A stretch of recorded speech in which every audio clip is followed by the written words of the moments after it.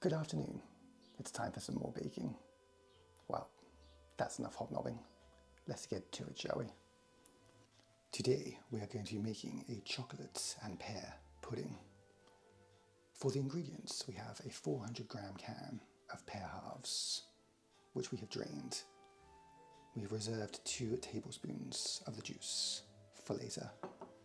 We have 2 tablespoons of soft brown sugar, 50 grams of cocoa powder, 125 grams of sugar, 2 medium eggs beaten, 25 grams of walnut halves, 125 grams of softened butter, 75 grams of self-raising flour, and 1 teaspoon of baking powder.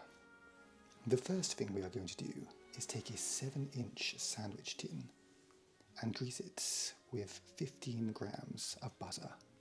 Here's one I prepared earlier. Next, we're going to sprinkle on our soft brown sugar.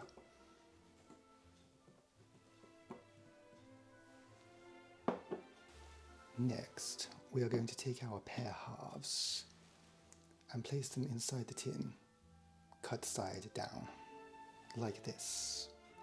Next, we're going to take our walnut halves and place them in between the gaps, flat side facing upwards. These aren't really halves, they're more like quarters. They appear to have got crushed at some point. I've crushed my nuts. Happens to the best of us. There we go. I have evenly distributed my nuts.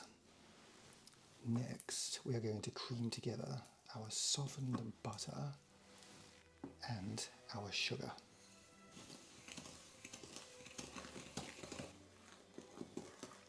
There we go. That looks nice and creamy to me. Next, we're going to pour in our beaten eggs and 1 tablespoon of our flour. We're going to gently fold that in. Now we're going to go in with the rest of our flour.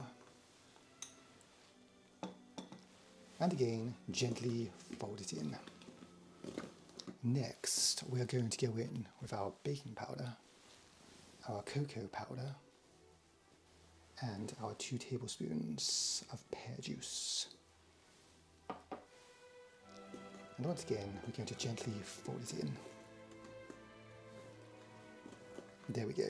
We have a nice, smooth, dropping consistency. Next, we are going to spoon the mixture over our pears.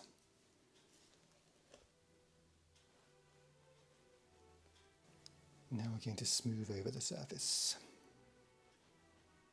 Now we're going to pop this into the oven for 20 to 25 minutes at 160 fan or 180 non-fan until it's well risen and the surface springs back when lightly pressed. We've let it cool in the tin for 5 minutes. Now we are going to invert it onto our serving plate.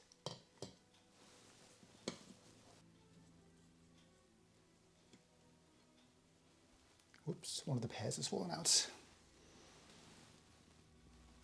Oh wow, it smells absolutely delightful.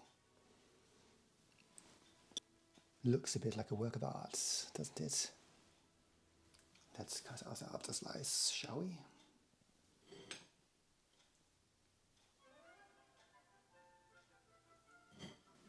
That is quite a generous slice, even by my standards. But not to worry. We're going to serve it with some cold custard. But you could serve it with cream or ice cream. The possibilities are endless. Right, time for the taste test.